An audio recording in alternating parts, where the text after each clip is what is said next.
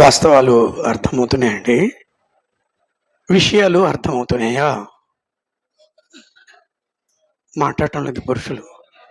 సువార్థికులకే అర్థం కాకపోతే స్త్రీలకి ఎలాగ అర్థం అవుద్ది? విషయాలు అర్థమవుతున్నాయా? ఎవరు మాట్లాడటం లేదు. అర్థమవుతున్నాయా? అర్థమవుతున్నాయా? కొనసాగిద్దామా? ఒక వచనం మర్చిపోయాను. మీలో ఎవరు జ్ఞాపం చేస్తారు? మన హెబ్రీ పత్రిక మీరు చెప్పేస్తారాగా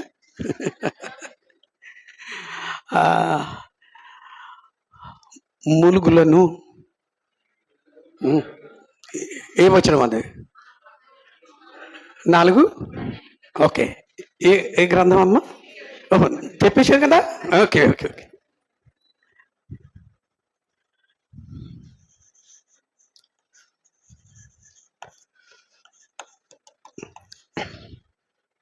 అంటే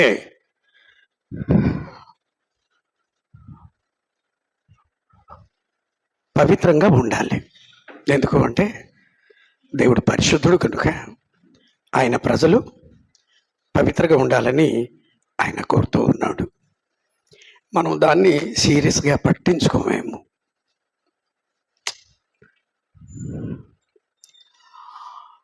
ఆరాధనకు హాజరైతే పరలోకంలోకి చేరుకుంటాము. క్లాస్కి హాజరైతే పరలోకానికి చేరుకుంటాము. ప్రార్థన చేస్తే, బైబిల్ చదివితే, వింటే అవి అవసరమే. కానీ అవి ఇల్లు మాత్రమే. ఇంకా చాలా ఉన్నాయి. అందుకే పత్రికలన్నీ రాయబడ్డాయి. మనం ఆలోచించాలి, నేను ఈ వేళ ఏం నేర్చుకున్నాను అని.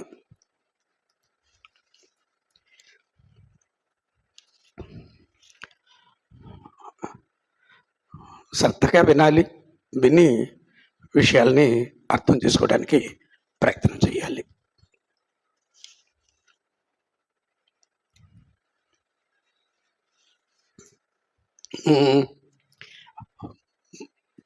మనిషిని అపవిత్రపరిచేది ఏది? బయటకు వచ్చేవా, లోపలికి వెళ్ళేవా? బయటకు వచ్చేవి. కానీ బయటకు రావాలి అంటే హృదయము మనసు దేనికి లాంటిది? ఎస్, ఏది ఇన్పుట్ చేస్తామో అదే. దేనితో హృదయాన్ని మనసును నింపుకుంటామో అవే బయటకు. ఒకటి మాటల వలన, రెండోది చేతల వలన, క్రియల వలన. Yes, you're right. ఎవరితో వాళ్ళు అబద్ధం చెప్తారా?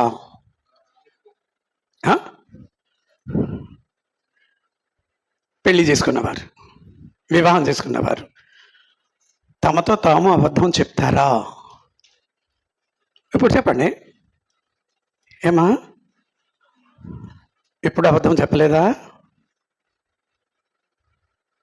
ప్రభావతి గారు చెప్పాలి అది. పోనీ అబద్ధం చెప్తూ అంటే ఒక మాట చెప్తూ సారీ నేను అబద్ధం చెప్తున్నాను, నిజం ఇది అని చెప్పిన పురుషులు ఉన్నారండి? పోనీ స్త్రీలు ఉన్నారా? సారీ అండి, నేను ఇంతవరకు మీతో చెప్పేవన్నీ అబద్ధాలే, ఇది నిజమండి, నన్ను క్షమించండి చెప్పారండి. దాని అర్థం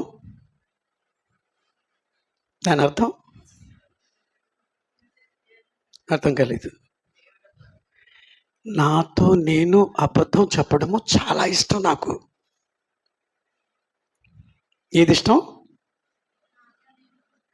నిజం ఒప్పుకోవడం కూడా, ఒప్పుకోకపోవడం కూడా చాలా ఇష్టం. నిజం అనేదాన్ని ఒప్పుకోకపోవడం చాలా చాలా ఇష్టం. భార్యాభర్తలు జతపరచబడిన వారేనా? ఎవరి చేత? వాళ్ళిద్దరా? మరి నాతో నేను అబద్ధం చెప్తానా? కూడదు కాదు, చెప్తానా? ఎంతగా మోసపోతున్నామో, వాక్యానికి మనం ఎంత దూరంగా ఉన్నామో.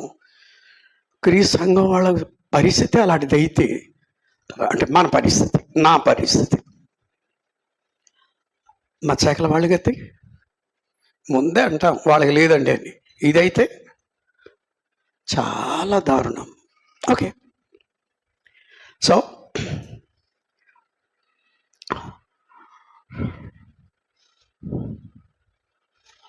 విందు భోజనము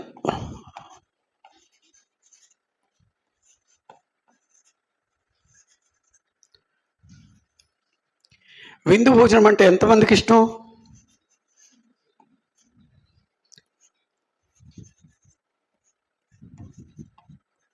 నాకు తెలిసిన వాళ్ళలో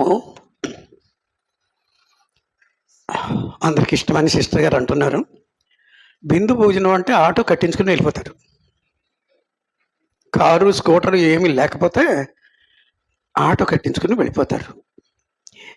ఆ విందు భోజనము శరీరానికి. ఆత్మకు విందు భోజనము అంటే క్లాస్, దేవుని వాక్యం.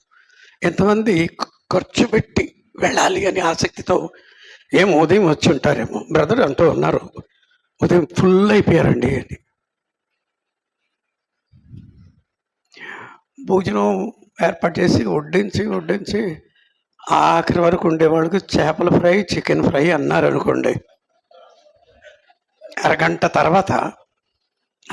తర్వాత చికెన్ ఫ్రై, చేపల ఫ్రై ఉంటుందండి అని అన్నారు అనుకోండి. అరగంట ముందు ఎంతమంది లేచిపోతారండి? BP sugar ఉండేవాళ్ళ? అమ్మ జాషువా గారికి ఉందా? అందుకే ఆయన కూర్చుంటాడు అనమాట. ఒక 5 నిమిషాలు ఆలస్యం అయింది అనుకోండి, ఏం మాట్లాడుకుంటారు? ఇంకా తీసుకురాలేదేవి, ఇంకా రాలేదేవి. ఏదైనా ఒక గిన్నె పట్టుకుని వచ్చారనుకోండి, బేసిక్ ఏమని ఆశిస్తారు? హలో, విందు భోజనానికి ఎప్పుడు వెళ్ళలేదా? అందులో ఉంటాయండి. ఇది విందు భోజనము, ఆత్మకు సంబంధించిన విందు భోజనము. విశ్వాసం బలపడేది. నన్ను నేను స్కాన్ చేసుకునే అవకాశము, పారదర్శకత, నన్ను నేను పూర్తిగా తెలుసుకునే అవకాశము. ఎక్కడెక్కడ లోపాలు ఉన్నాయో, ఏ విషయాల్లో వెనకబడిపోయానో దిద్దుకుంటూ ముందుకు సాగుతాను. విందు భోజనం అంటే చాలా మందికి ఎక్కువ ఇష్టం. ఆ మధ్యన కింద సంవత్సరం ఏమో తెలియదు, ఒక వార్త విన్నాను. మన దేశంలోనే గొప్ప ధనవంతుడు వాళ్ళ అబ్బాయికి పెళ్లి చేసి 2500 రకాల భోజనం తయారు చేశారట. 2500 రకాల. ఎవరు ఎంత తింటారో, ఏం తింటారో తినండి అని. కోర్స్ పిలువబడిన వారు మాత్రం చాలా తక్కువ మంది, సెలెక్టెడ్ పీపుల్, కొంతమందిని మాత్రమే ఆహ్వానించారు. కానీ ఎన్ని రకాలు? 2000. ఒకరు విందు భోజనానికి, పెళ్లి భోజనానికి నేను వెళ్ళాను. 15 రకాల భోజనం కూరలు వడ్డిస్తే నేను ఆశ్చర్యపోయినప్పుడు. ఎప్పుడు? 15 సంవత్సరాల కిందట. ఇప్పుడేమో 2500 రకాలు అని విన్నాను. నేను చూడలేదు, తెలియదు. దానియేలు, షద్రాక్, మెషక్, అబేద్నెగో వీళ్ళు చెరలోకి వెళ్ళిపోయారు. దానియేలు అతని స్నేహితులు ఏ చెరకు వెళ్ళారు? బబులోను చెరకు వెళ్ళారు.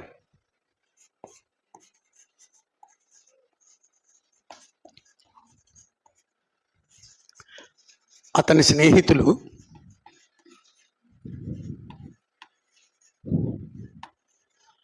చెరలో ఉన్నారు.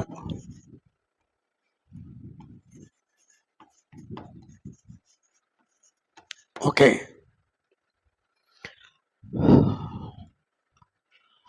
చక్రవర్తి అన్న మాట ఈ తూర్పు ప్రాంతంలో ఉండే దేశాల వాళ్ళే వాడతారు.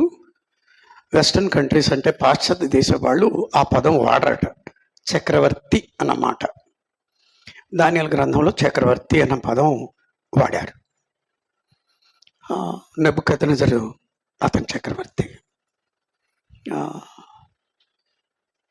వచ్చే అంటే చెరపట్టబడిన యవ్వనస్తులు, అబ్బాయిలు, వారిలో తెలివైన వాళ్ళని, సకల విద్య ప్రవీణులు, జ్ఞానం గలవారు, వారికి 3 సంవత్సరాలు ట్రైనింగ్ ఇవ్వాలి.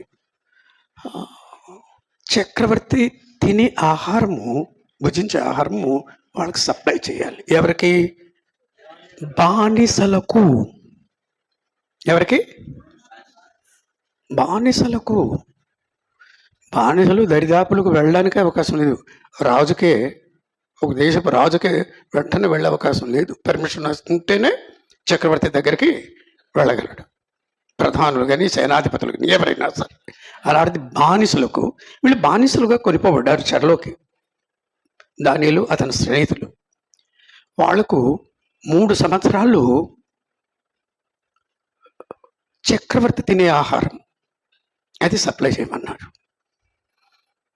సప్లై చేయమంటే దానియేలుకు తాను ఎవరన్న విషయాన్ని గుర్తొచ్చింది.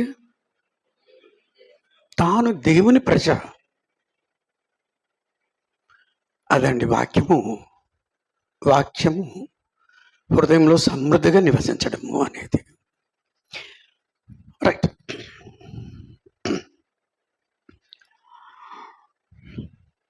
భోజన ప్రియుల సంగతి ఏమిటి?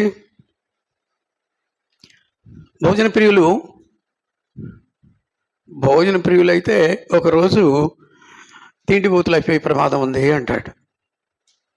తిండిబోతులైతే సామెతల గ్రంథకర్త ఏమంటాడు? నీ గొంతుకు అంతే. తిండిబోతు అయితే తిండికే ప్రాధాన్యత ఇస్తాడు, ఇంకా దేనికి. ఫిలిప్పీ పత్రికలో పౌలు 3వ అధ్యాయంలో అన్నట్టుగా వాళ్ళు కడుపే వారి దేవుడు అంటే దేనికి ప్రాధాన్యత ఇస్తారని? భోజనానికే. సామెతల గ్రంథంలో 23వ అధ్యాయం 2వ వచనంలో 31వ వచనం కూడా 23వ అధ్యాయము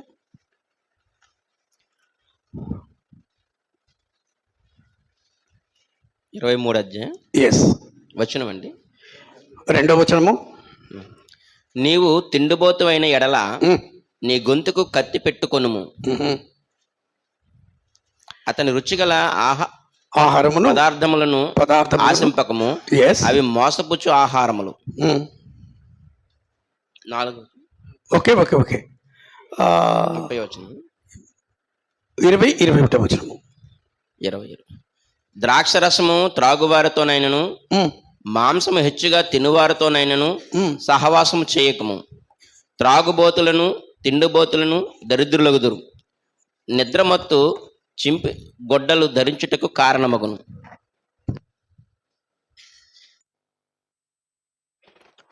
ఏమంటాడు? తిండిబోతు తాగుబోతులు అంటే ఎవరు? ఎవరిని తిండిబోతు అంటారు, ఎవరికి తాగుబోతు అంటారు?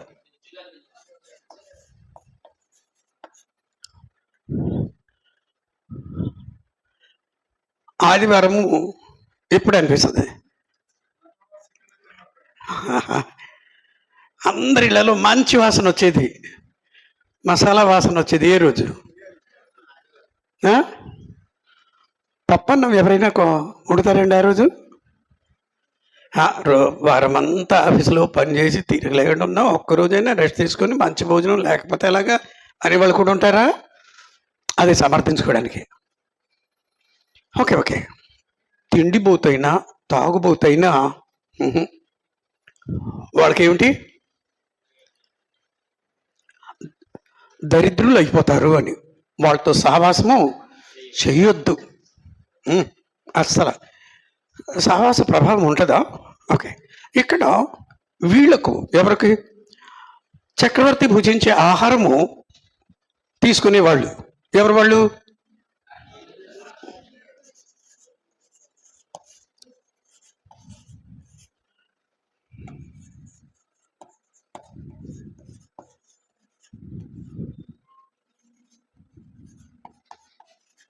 విశ్వాసము కలిగిన దేవుని కుమారులు దేన్ని ఆశించరు? మన సబ్జెక్ట్ అది. విశ్వాసము గల దేవుని కుమారులు ఏది ఉండాలి అని ఆశించరు? ఉండి తీరాలి అని దేన్ని ఆశించరు? హలో, ఇవాళ ఆదివారం కాబట్టి ఉండి తీరాలి అని అనరు. దేని గురించి? భోజనం గురించి అంత పట్టింపు ఏమీ లేదు. తిండిపోతులు ఎవరు? అది ఉండి తీరాలి లేకపోతే కుదరదు అన్నవాళ్ళు తిండిపోతులు. అంటే ఆహారం కొరకు ఏసావు ఏం చేశాడు?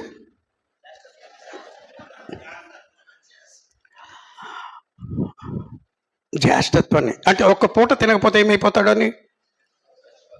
ఎవరైనా చచ్చిపోతారా? అంటే ఎంత ప్రాముఖ్యత ఇస్తారని? తిండికి ఇచ్చినంత ప్రాధాన్యత ఇంకా దేనికి ఎవరు అని. నేను చనిపోయిన తర్వాత ఈ జ్యేష్ఠత్వం ఎందుకు పనికి వస్తుందట? నేను చనిపోతే అది అలాగే ఉండిపోతుందిగా. నాకు తెలిసిన ఏం తెలియని ఒక అమ్మాయి, అది వద్దమ్మా తింటే చచ్చిపోతాము అంటే, పర్లేదు తినేసి చచ్చిపోతాను అన్నది.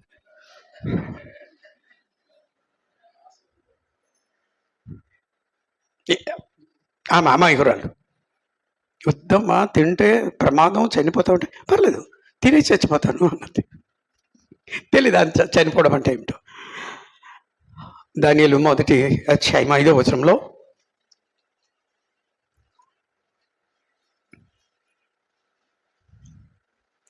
మీకు చక్రవర్తి అనే పదాన్ని వాడారు అన్నాను కదా.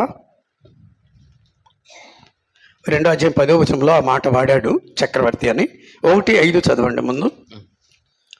మరియు రాజు తాను భుజించు ఆహారంలో నుండి, తాను పానము చేయు ద్రాక్షరసములో నుండి అనుదిన భాగము వారికి నియమించి 3 సంవత్సరములు వారికి పోషించి పిమ్మట వారిని తన ఎదుట నిలువబెట్టినట్లు ఆజ్ఞ ఇచ్చాను. బానిసలకు 3 సంవత్సరములు చక్రవర్తి తినే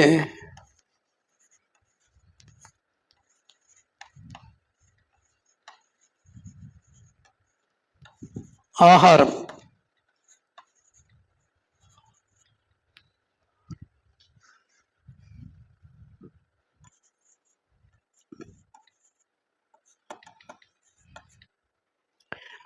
రెండు 10లో చక్రవర్తి అన్న పదాన్ని వాడాడు.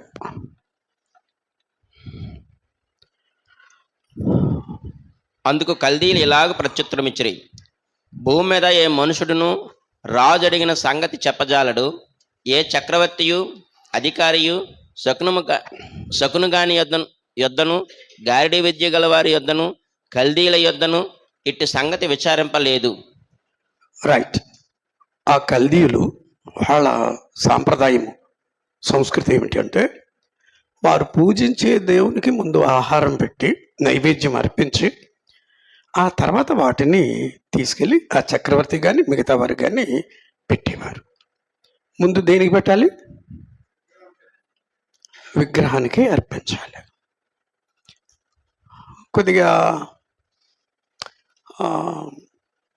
ఓవర్గా ఎక్కువ ఆలోచించే వ్యక్తులు విగ్రహం ఏం లేదు, దానికి పెట్టినంత మొత్తం వచ్చిన నష్టం ఏమీ లేదు, విగ్రహం ఏం లేదు, దానికి పెడితే వచ్చిన నష్టం లేదు, తినేయవచ్చును అని వాదించే వాళ్ళు ఉంటారంటాడు పౌలు. రైట్. కానీ నిన్ను చూసిన బలహీనుడైన సహోదరుడు విగ్రహానికి అర్పించేవి తినొచ్చన్నమాట బాగా తెలిసినోడే తింటున్నాడు కదా. నేను తింటే ఏం పోయిందని తింటే అతను బలహీనమైన మనసాక్షి ఇంకా బలహీనమైపోద్ది. పాపము ఎవరి కొరకైతే యేసుప్రభు ప్రాణం పెట్టాడో నువ్వు చేసే పని వల్ల ఆ ఆత్మ నాశనం అవుతుంది కనుక దానికి నువ్వే బాధ్యుడవు. సో మన ఇష్ట ప్రకారంగా జీవించే అవకాశం మనకు, ఎందుకని మన ఇష్టం శ్రేష్టమైనది కాదు. ఎవరిష్టం శ్రేష్టమైనది? కానీ ఇంటి దగ్గర చేసేది ఎవరిష్టం? మారాలి, మార్చుకోవాలి, ప్రయత్నం చేయాలి.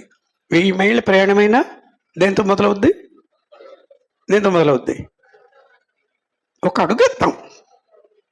మార్పు అనేది ఇంతవరకు చేయలేదు, ఇంకా చేద్దాం, దేవుడు బలపరుస్తాడు.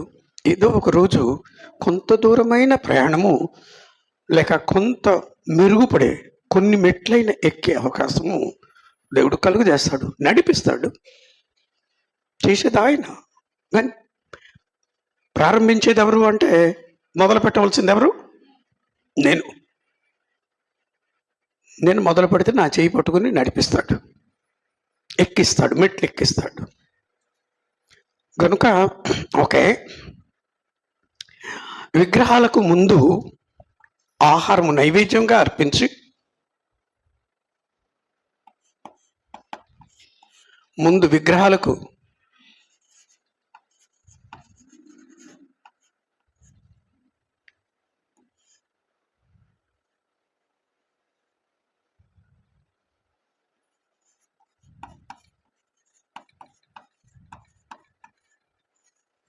అర్పించి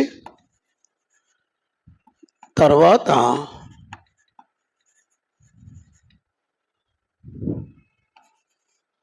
చక్రవర్తి పూజించేవాడు అని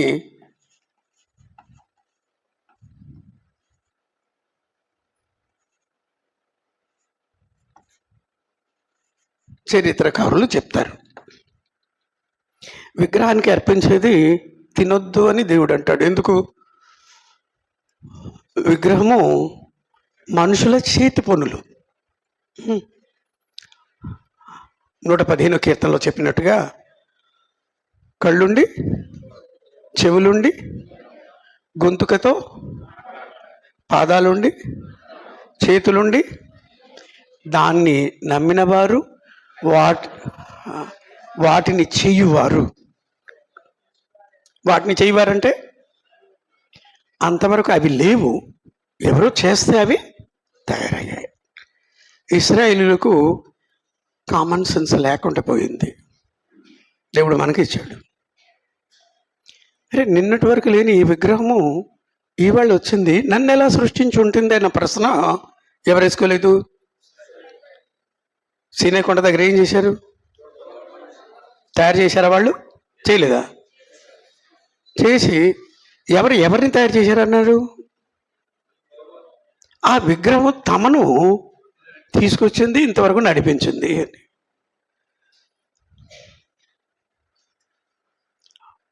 దారుణంలో అతి దారుణము.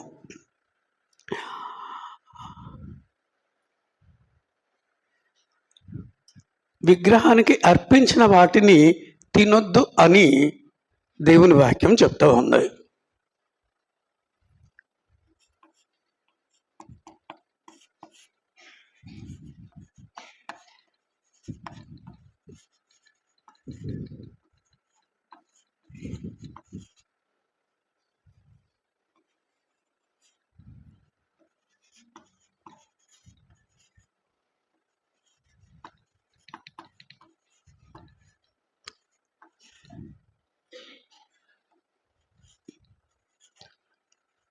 కొరింథీయులకు పౌలు రాసిన మొదటి పత్రిక 10వ అధ్యాయము 21వ వచనంలో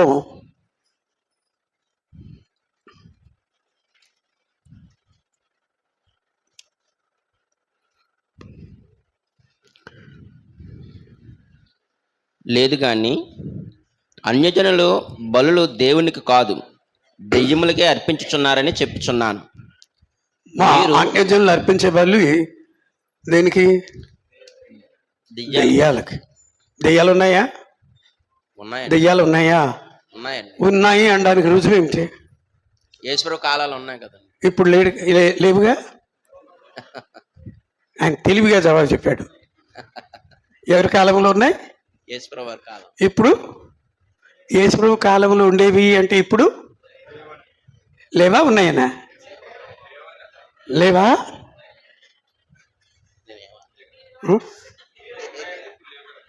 ఇప్పుడు ఉన్నాయా? లేవా?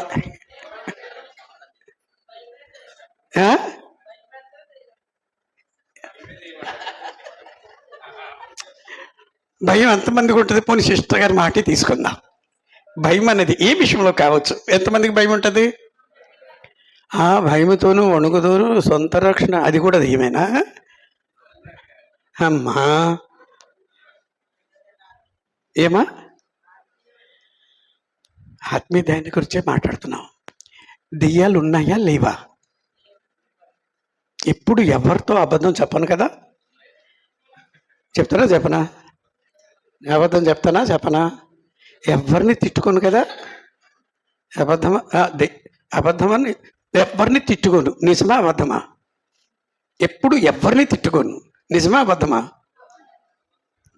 పోనీ తిట్టుకుంటాను. నిజమా? అది పెద్ద దెయ్యం. మోసం చేయరా? మాట మార్చరా? కొండెములు చెప్పరా? ఏ కత్తి? ఒక కత్తిగా ఉంది పేరు. కొండ కత్తి అని ఎవరికి పేరు? ఆడు చెప్పేస్తున్నారు, ఫస్ట్ అయిపోతున్నారు. కొండ కత్తి అని ఎవరికి పేరు? కొండెములు చెప్పే స్త్రీలకు ఏమని పేరు? కొండెములు చెప్పడం అంటే ఏమిటి? కాదమ్మా, కాదు కాదు కాదు కాదు. చాలా వాటికి సరైన అర్థం మనకు తెలియదు. లోకంలో ఏ మాట ఎవరు ఎలా వాడతారో మనం అలాగే వాడేస్తూ ఉంటాం. చెప్దాం, పురుషులు చెప్తారేమో. కొంతవరకు కొండ కత్తిలు అంటే ఒక వచనం చదివి ఆలోచిద్దాం. కొండ కత్తెలు అంటే అంటే సారీ మీరు మాత్రమే కాదు, మేము కూడా, నేను కూడా. మేము అంటే బాగోదు, అది వాస్తవం కాదు. ఎవరి సంగతి నాకెందుకు. ఇంకొకరి మీద చెడు అభిప్రాయం కలిగేటట్టుగా నిజమే చెప్పొచ్చు, కానీ చెడు అభిప్రాయం కలిగేటట్లుగా చెప్పితే దానిని కొండెములు చెప్పడము అంటారు. నిజమే చెప్పొచ్చు, కానీ నీ అభిప్రాయం. దానియేలు గ్రంథంలో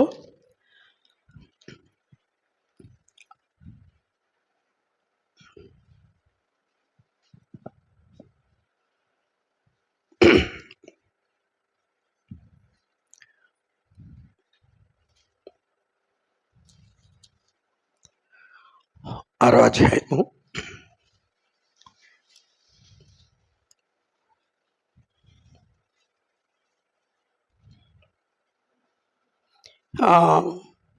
10వ వచనం నుండి చదవండి. ఇట్టి శాసనము సంతకము చేయబడినని దానియేలు తెలుసుకొనినను అతడు తన ఇంటికి వెళ్ళి యథాప్రకారంగా అనుదినము ముమ్మారు మోకాల్లోని తన ఇంటి పైగది కిటికీలు యెరూషలేము తట్టునకు తెరవబడి ఉండగా తాను దేవునికి ప్రార్థన చేయుచు ఆయనను స్తుతించుచూ వచ్చెను. ఆ మనుషులు గుంపు కూడి వచ్చి దానియేలు తన దేవునికి ప్రార్థన చేయుటయు ఆయనను బతిమాలుకొనుటయు చూచి రాజు సముఖమునకు వచ్చి శాసన విషయమును బట్టి, రాజా, 30 దినముల వరకు నీకు తప్ప మరి ఏ దేవునికైనను మానవునికైనను ఎవడనూ ప్రార్థన చేయకూడదు. ఎవడైనను చేసిన ఎడల వాడు సింహముల గుహలో పడద్రోయబడునని నీవు ఆజ్ఞ ఇయ్యలేదా అని మనవి చేయగా, రాజు మాదీయుల యొక్కయు పారసీకుల యొక్కయు పద్ధతి ప్రకారము ఆ సంగతి స్థిరము, ఎవరినూ దాన్ని రద్దుపరచజాలరనెను. అందుకు వారు, చెరపట్టబడిన యూదులలోనున్న ఆ దానియేలు నిన్నే గాని నీవు పుట్టించిన శాసనమునే గాని లక్ష్య పెట్టక అనుదినము ముమ్మారు ప్రార్థన చేయుచు వచ్చుచున్నాడనిరి. రాజు ఈ మాట విని బహు వ్యాకులపడి, క్షమించాలి, నేను తప్పు చెప్పానండి. 3వ అధ్యాయం 8వ వచనం నుండి చదవండి. 3వ అధ్యాయం నేను తప్పు చెప్పాను, క్షమించాలి. 3వ అధ్యాయం 8వ వచనం నుండి. ఆ సమయమందు కల్దీలలో కొందరు ముఖ్యులు వచ్చి యూదులపైని కొండెములు చెప్పి. ఏమిటి కొండెములు? యూదుల పైన ఏం చెప్పారు? కొండెములు. అక్కడ నిజమే చెప్తారు, కానీ ఏ అభిప్రాయం కలిగించడానికి? చెడా మంచి అభిప్రాయమా? చెడు అభి ఇంకొకరికి చెడు లేక హాని చేయాలన్న ఉద్దేశంతో ఏది చెప్పినా నిజమే చెప్పచ్చు. నేనేం అబద్ధం చెప్పలేదే అని దబాయించే వాళ్ళు ఉంటారా? ఉంటారు. కానీ నీ ఉద్దేశము ఇతరుల పట్ల చెడు భావం కలిగించాలని చెప్తే నువ్వు నిజం చెప్పినా దాన్ని ఏమంటారు? కొండేము. ఎప్పుడైనా చెప్పినా ఎవరి మీదైనా? చదవండి 8వ వచనం నుండి. ఆ సమయమందు కల్దీలలో కొందరు ముఖ్యులు వచ్చి యూదులపైని కొండెములు చెప్పి రాజగు నెబుకద్నెజరునొద్ద ఇలాగు మనవి చేసిరి. రాజు చిరకాలము జీవించును గాక. రాజా, తాము ఒక కట్టడ నియమించితిరి. అదేదనగా బాకాను, పిల్లంగ్రోవుని, పెద్ద వీణెను, విపంచకును, సుంపోనియాను, సకల విధములకు వాద్య ధ్వనులు విను ప్రతివాడు సాగిలిపడి ఆ బంగారు ప్రతిమకు నమస్కారం చేయవలెను. సాగిలిపడి నమస్కరింపని వాడెవడో వాడు మండుచున్న అగ్నిగుండంలో వేయబడును. రాజా, తాము షద్రకు, మెషాకు, అబేద్నెగో అను ముగ్గురు యూదులను బబులోను దేశంలోని రాచకార్యములను విచారించుటకు నియమించితిరి. ఆ మనుషులు తమరి ఆజ్ఞను లక్ష్య పెట్టలేదు, తమరి దేవతలను పూజించుట లేదు, తమరు నిలువబెట్టించిన బంగారు ప్రతిమకు నమస్కరించుటయే లేదు అనిరి. అంటే షద్రకు, మెషద్రు, అబేద్నెగో అనే వాళ్ళు ఈ విగ్రహాన్ని పూజించారా? వాళ్ళు నిజం చెప్పారా, అబద్ధం చెప్పారా? నిజం చెప్పినా సరే అందులో ఏముంది? వాళ్ళకు హాని జరగాలనే నిజం చెప్తున్నారు. కొండెం అంటే ఏమిటో అక్కడ అర్థం చెప్పాడు. నిజమే చెప్పొచ్చు, కానీ నీ ఉద్దేశము ఇంకొకరికి హాని కలిగేటట్లుగా నువ్వు చెప్పితే, ఒప్పించగలిగితే, నిజమే చెప్పి దాన్ని ఏమంటారు? కొండెగాండ్రు. దేని కింద ఉంటారు? కొండెగాండ్రు అన్న పదం ఎప్పుడైనా విన్నారా? హలో, రోమిలకు రాయబడిన పత్రికలో 1వ అధ్యాయంలోనే ఉంటుంది. దేని కింద ఉంటారు? అప్పారావు గారు, దేని కింద ఉంటారు?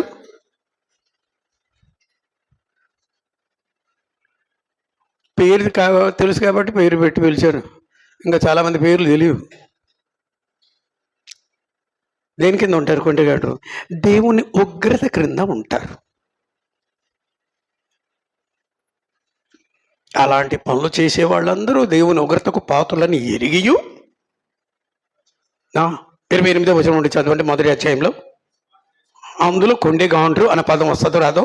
మరియు వారు తమ మనసులో దేవునికి చోటియనొల్లకపోయిరి గనుక చేయరాని కార్యములు చేయుటకు దేవుడు భ్రష్ట మనసుకు వారిని అప్పగించను. అట్టి వారు సమస్తమైన దుర్నీతి చేతను, నంబర్ 1 దుష్టత్వము చేతను, 2 లోభము చేతను, 3 ఈర్ష్య చేతను నిండుకొని మత్సరము, నరహత్య, కలహము, కపటము, వైరము వాటితో నిండిన వారు.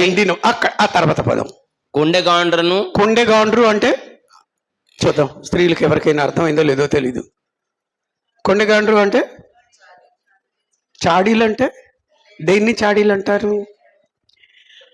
ఇంకొకరి విషయం చెప్పినప్పుడు వేరే వాళ్ళతో, థర్డ్ పర్సన్తో వాళ్ళ మీద దురభిప్రాయము కలిగేటట్లుగా చెప్పితే నిజమే చెప్పొచ్చు, కానీ దురభిప్రాయము కలిగేటట్లుగా చెప్పితే దాన్ని ఏమంటారు? కొండెము అంటారు. స్త్రీలు చెప్తే ఆ స్త్రీకి ఏ పేరు? పురుషులు చెప్తే ఆ యూదుల మీద కల్దీయుల దేశస్థులో చాలామంది కడుపులో మంట. వాళ్ళు నిజమే చెప్పారు, కానీ కొండెం చెప్పారు. కొండెం చెప్పినందుకు రాజు, మనకు టైం లేదు, అసలు 3 అధ్యాయాల్లో ఉండే విషయాలు చదవాలి. 1 అధ్యాయమే పూర్తి కాలేదు, 1వ అధ్యాయంలోనే. విగ్రహాన్ని బలిగా అర్పించే వాటిని తినమనా తినొద్దనా? తినొద్దని. ఎందుకు? 1 దెయ్యాలకు అర్పించడమే, 2వది బలహీనమైన మనస్సాక్షి కలిగిన వాడు నువ్వు విగ్రహాలయంలో కూర్చొని తింటూ ఉంటే విగ్రహానికి అర్పించిన వాటిని తినొచ్చు అని అతను ధైర్యం తెచ్చుకొని నాశనం అయిపోతాడు కదా. అతని నాశనానికి నువ్వు బాధ్యుడు కనుక నువ్వు నరకానికి పోతావు అంటాడు.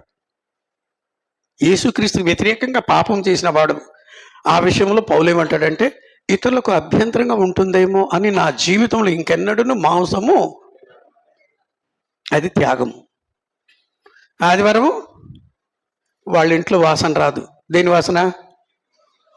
మసాలా వాసన. చికెన్ అయితే అంత వాసన రాదు, అలాంటి వాసన రాదు. అందులో ఏది వేస్తే వాసన వస్తుంది బయటికి?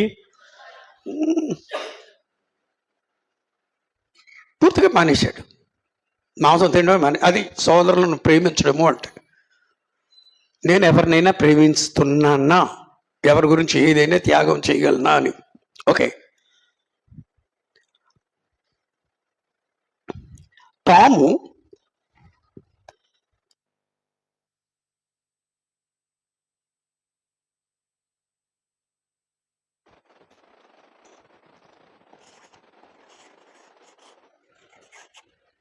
బానిసలుగా ఉన్నను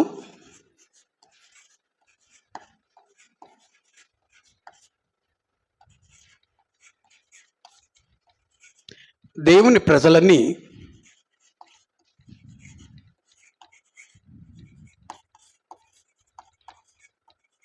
మరవలేదు.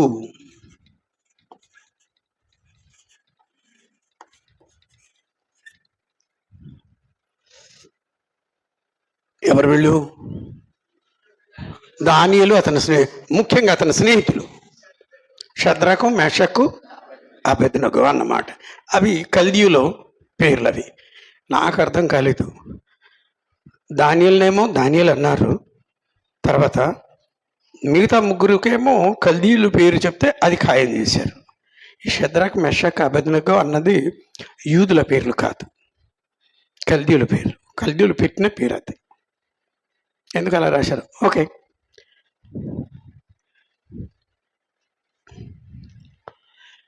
బానిసలుగా ఉన్నా సరే ఏది మర్చిపోలేదు, తామెవరని. ఎవరు మర్చిపోరు? పాఠం పేరు. నేను ఎప్పుడైనా దేవుని విశ్వాసము గల దేవుని కుమారుడుగా అనుకుంటానా? ఎప్పుడైనా ఈ పరిస్థితిలో అయినా సరే నేను దేవుని కుమారుడని మరవకుండా దేవుని కుమారుడిగా వ్యవహరిస్తే దేవుడు మహిమపరచబడతాడు. దేవుడు వారికి చాలా ఉన్నాయి అదే అధ్యాయంలో, జాగ్రత్తగా వినాలి. విగ్రహానికి అర్పించిన వాటిని వద్దు, మాకు శాకాహారమే కావాలి అని దానియేలు కోరాడు. దానియేలు స్థాయి ఏమిటి? బానిస వెళ్ళి నపుంసకుల అధిపతితో మాట్లాడేటట్లుగా ఏర్పాటు చేసిన వ్యక్తి ఎవరు? దేవుడు. శాకాహారులు అంటే చాలా చోట శాఖాహారులు అనే బోర్డు ఉంటుంది కదా. శాకాహారి ఖా కాదు, ఒత్తు కా కాదు, కా. ఎందుకు అలా రాస్తారో నాకు తెలియదు. 10 రోజులు చూడండి అన్నాడు. మాకు శాకాహారం ఇచ్చి 10 రోజులు చూడండి అంటే 10 రోజుల్లో వాళ్ళ ముఖం ఎలాగుంది? తేజస్సు దేని వలన వచ్చి ఉంటుంది? Yes, you are right, you are right. 13, 14 వచ్చిన చదవండి, పిమ్మట 15 వరకు. పిమ్మట మా ముఖములను రాజు నియమించిన భోజనము భుజించు బాలుర ముఖములను చూచి నీకు తోచినట్లుగా నీ దాసులమైన మా ఎడల జరిగింపము. అందుకతడు ఈ విషయంలో వారి మాటకు సమ్మతించి 10 దినముల వరకు వారిని పరీక్షించెను. 10 దినములైన పిమ్మట వారి ముఖములు రాజు భోజనము భుజించు బాలురందరి ముఖముల కంటే సౌందర్యముగాను కళ్ళగాను కనబడగా. చాలు. దానియేలు అతని స్నేహితులు శాకాహారం తిన్న తర్వాత 10 రోజులు వారి ముఖం ఎలాగుంది? కళగాను సౌందర్యముగాను ఉంది. కారణం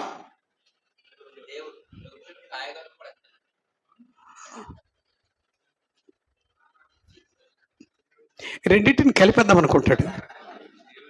ఆ? చాలా జాగ్రత్తగా ఉండాలి. దేవుని గురించి మాట్లాడినప్పుడు వ్యర్థముగా నా నామమును ఉచ్చరించిన వాని విడిచిపెట్టను అన్నాడు. చాలా జాగ్రత్తగా ఉండాలి.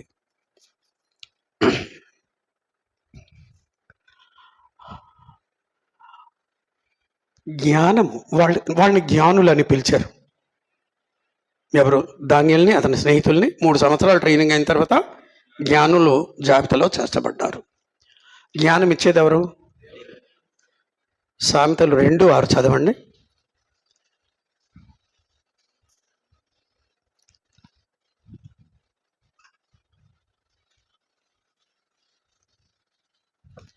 యెహోవాయే జ్ఞానమిచ్చేవాడు, తెలివియు వివేచనయు ఆయన నోట నుండి వచ్చును.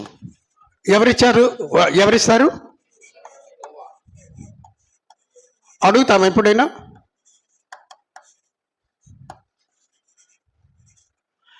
యాకోబు 1:5 ఏం రాయబడింది?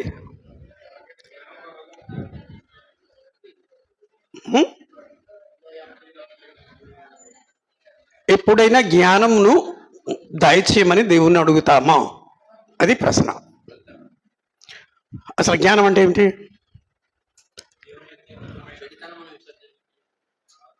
ఓకే ఓకే ఓకే 9వ అధ్యాయం 10వ వచనంలో సామెతల గ్రంథంలో చెప్పాడు, యెహోవా యందు భయభక్తులు కలిగి ఉండుటయే జ్ఞానమునకు మూలము. 9:10. యెహోవా యందు భయభక్తులు కలిగి ఉండుటయే జ్ఞానమునకు మూలము. ఎస్. పరిశుద్ధ దేవుని గూర్చిన తెలివియే వివేచనకు ఆధారం. ఓకే ఓకే ఓకే కానీ అది అభ్యాసం చెయ్యాలి అంటాడు 2వ అధ్యాయము 1-2 వచనాల్లో. సత్యాన్ని క్రమశిక్షణతో వినియోగిస్తే వచ్చే అనుభవాన్ని ఏమంటారు? జ్ఞానము.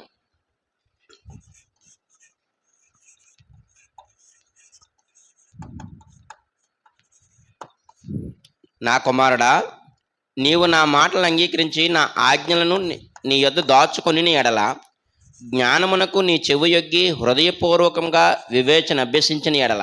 అభ్యాసం అంటే ప్రాక్టీస్. దేవుడు ఏ పని ఎలా చేయమన్నాడో ఒకసారి చేస్తే చాలదు, మరి ఏం చేయాలి? చేస్తూనే ఉండాలి. దానివల్ల అనుభవం పెరుగుతుంది. ఆ అనుభవం బట్టి రెండోసారి చేసినప్పుడు ఎలా వ్యవహరిస్తాం? మెరుగైన రీతిలో దాన్ని జ్ఞానము అంటారు. మొదటిసారి ఈయన తిట్టేశాను, మొహం మార్చుకున్నాడు, తెలిసింది. రెండోసారి తిట్టబోయి ఆగిపోయాను, ముఖం మార్చుకున్నారే ఆయన. దాన్ని ఏమంటారు? జ్ఞానము అంటారు. దేవునితో వ్యవహరించిన, సాటి మనుషులతో వ్యవహరించిన, నాతో నేను వ్యవహరించిన, ఈ అభ్యాసం అనేది కొనసాగాలి. దేవుడు అంటే భయం ఉందా మనకి? నిజాయితీగా ప్రశ్న వేసుకుంటే. రక్షణ అంటే భయం ఉందా? పోగొట్టుకుంటానని బాగా ఆలోచించాలి. రక్షణ అంటే ఎవరికి అసలు భయం ఉండదు తెలుసా? ఎవరు కరెక్ట్ జవాబు చెప్తారు?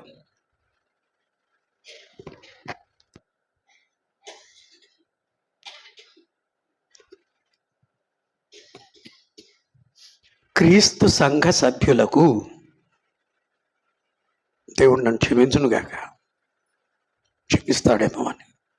రక్షణ అంటే ఎవరికి భయం ఉండదు. నిర్లక్ష్యంగా ఎవరుంటారు? ఎవరి సంగతి మనకెందుకు, నా సంగతి నాకు కావాలి. భయం ఉంటుందండి. అమ్మ పోగొట్టుకుంటానేమో అని ప్రతి క్షణం అన్నాడా? అనదా? ఉంటుందా భయము? ఎవరికి ఉండదు? ఎవరు మాట్లాడటం లేదు. Pin drop silence. అవును, ఫస్ట్ కదా మీరు. రక్షణ అంటే ఎవరికి భయం ఉండదు. చాలా సీరియస్ ప్రశ్న ఇది, తీవ్రమైనది.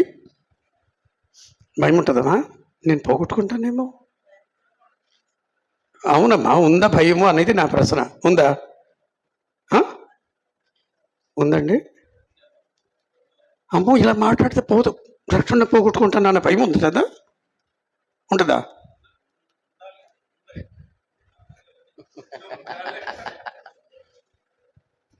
మీ అమ్మాయి కూడా నవ్వుతుందండి. మా నాన్న 2 జవాబులు చెప్తున్నారు ఏమిటి అని. భయం లేదమ్మా, అది వాస్తవం. నేల విడిచి సాము చెయ్యొద్దు, నేల మీద నిలుద్దాం, వాస్తవం ఏమిటో గ్రహిద్దాం. మేము క్రీస్తు సంఘ సభ్యులుగా పరలోకానికి వెళ్ళిపోతాం. పిలువబడిన వారు అనేకులు, ఏర్పరచబడి ఎవరి గురించి? క్రీస్తు సంఘ సభ్యుల గురించి. అది భయం ఉందండి. ఏది ఇలా మాట్లాడితే, కన్ను మూస్తే, ఆలస్యం చేస్తే నేను రక్షణను పోగొట్టుకుంటానేమో, గట్టిగా మాట్లాడితే, దూషిస్తే, నిందిస్తే, అబద్ధం చెప్తే నేను రక్షణను పోగొట్టుకుంటానేమో అనే భయం ఉంటుందండి. మన సాక్షికి జవాబు చెప్పాలి. అవును అని మన సాక్షి అనాలి. దేవుడు అవును అనాలి. నన్ను ఎరిగిన వాళ్ళు కూడా అవును అనాలి.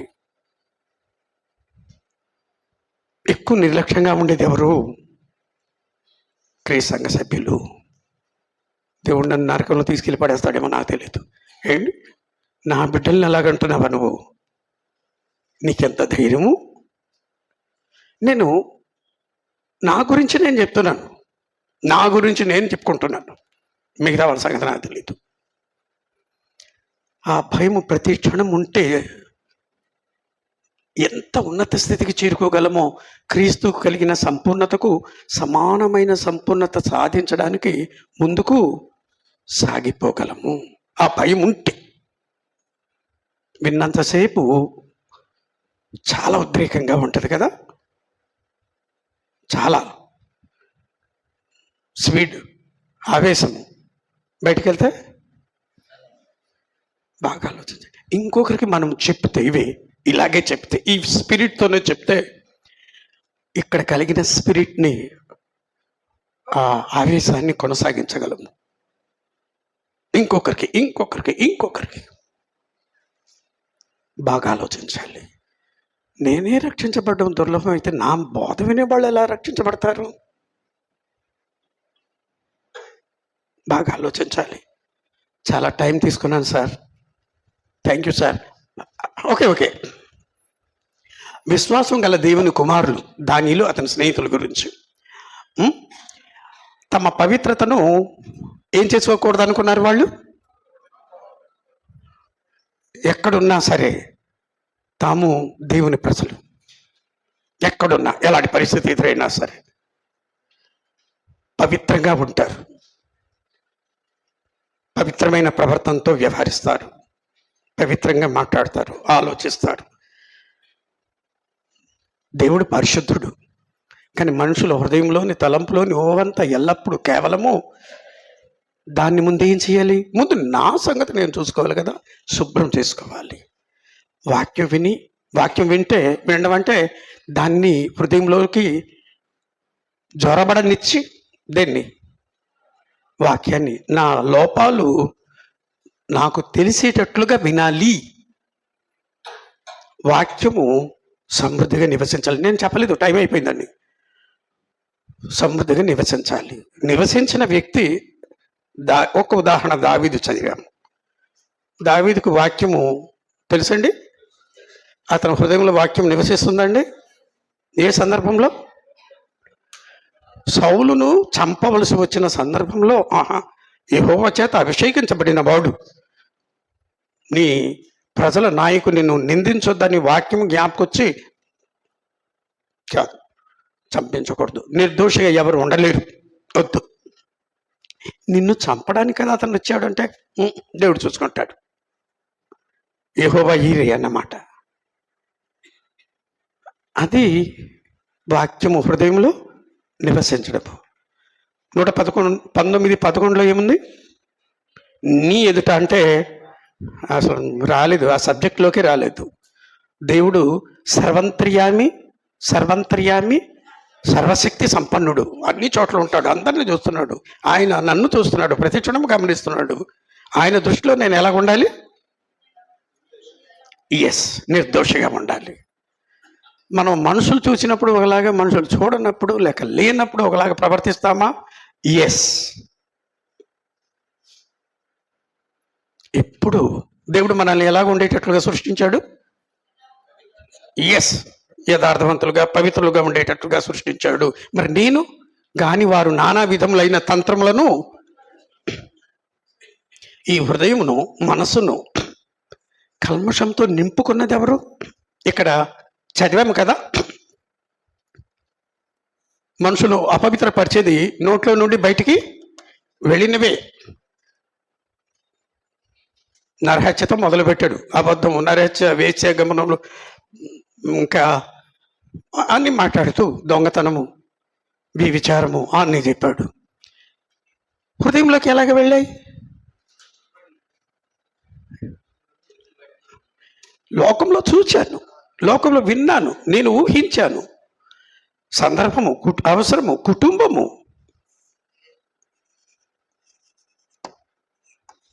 కుటుంబంలో చూశాను, అమ్మ నాన్నని చూశాను, అన్నదమ్ములు, అక్కా చెల్లిని, స్నేహితుల్ని. నాకు ఇష్టపడిన వాటన్నిటిని మనసులో పెట్టుకున్నాను, వాటిని బయటికి తీసుకొస్తాను సందర్భాన్ని బట్టి.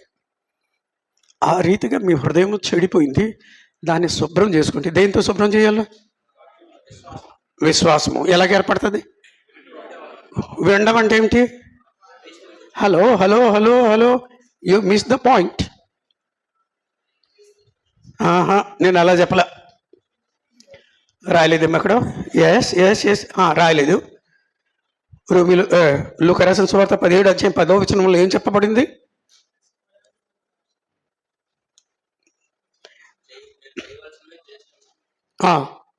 అంతకంటే నిష్ప్రయోజకుడైన దాసుడను, నేను చేయవలసిందే ఎక్కువేమి. అలా ఆ భావంతో జీవిస్తే వారిలో విశ్వాసాన్ని వృద్ధి చేసే బాధ్యత దేవుంది. అది వాక్యం వినటం వలన విశ్వాసం ఏర్పడుతుంది. వింటే చాలనుకుని కూర్చుంటే మనము ఇలాగే ఉండిపోతాం. క్రీస్తు సారూప్యం అనేది అవేవో స్టేట్మెంట్ లాగా మిగిలిపోతాయి. లోకంలో వాడనివి మనం మాత్రమే వాడేది దేవుని సంకల్పము, క్రీస్తు సారూప్యము. పెద్ద పెద్ద మాటలు, పదాలు వాడేస్తామా? ఓకే. దేవుని బిడ్డలు ఎక్కడికి వెళ్ళినా తమ పవిత్రతను ఏం చేస్తారు? కాపాడుకుంటారు. వాళ్ళు తిండిపోతులు కారు. తాము ఎవరనే విషయాన్ని మర్చిపోరు. ఆ భావన ఇతరులతో మనం దేవుని బిడ్డల్లాగా ప్రవర్తించేటట్లుగా, మాట్లాడేటట్లుగా చేస్తుంది. ఏ ప్రవర్తన? తామెవరని,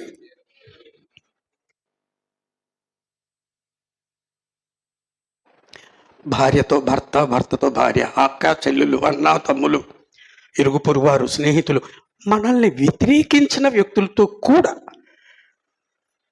నేను ఏ భావంతో వ్యవహరిస్తే పాపం చేయకుండా ఉంటాను? విశ్వాసము గల దేవుని కుమారుడు, కుమార్తె, దేవుని బిడ్డను అంటే చాలదమ్మా.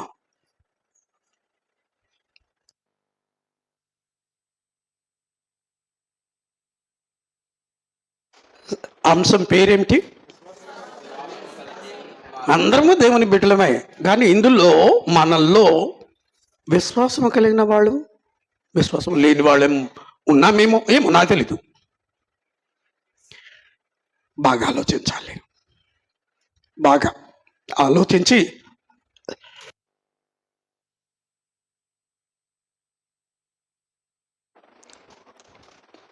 భోజనం ఏర్పాటు చేశారు. విందు భోజనానికి ఎవరైనా వెళ్ళిపోతారు. కానీ దానిలో అతని స్నేహితులు బానిసలుగా ఉన్నా సరే, చక్రవర్తి తీసుకునే ఆహారం 3 సంవత్సరాలు ఇస్తానన్నా సరే, తమను తాము ఏం చేసుకోవాలనుకున్నారు? ఎలా ఉంచుకోవాలి? వాళ్ళ ముఖం ఎలా కనబడింది?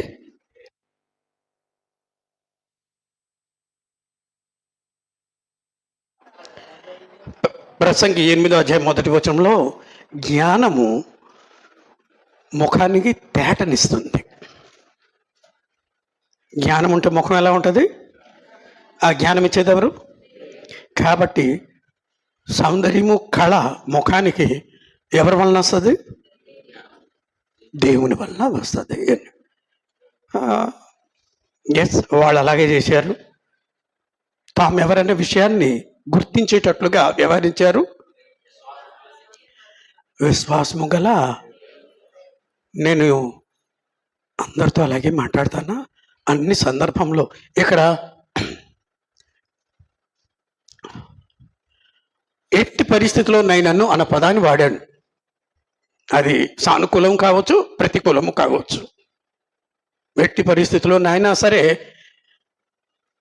దేవుని కుమారుడు తాను విశ్వాసం గల దేవుని కుమారుడని మరవకుండా ప్రవర్తించాలి.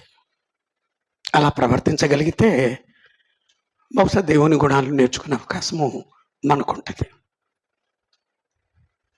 చాలా ఓపిక విన్నందుకు అందరికీ వందనాలు. సోదరు జోసెఫ్ గారికి వందనాలు.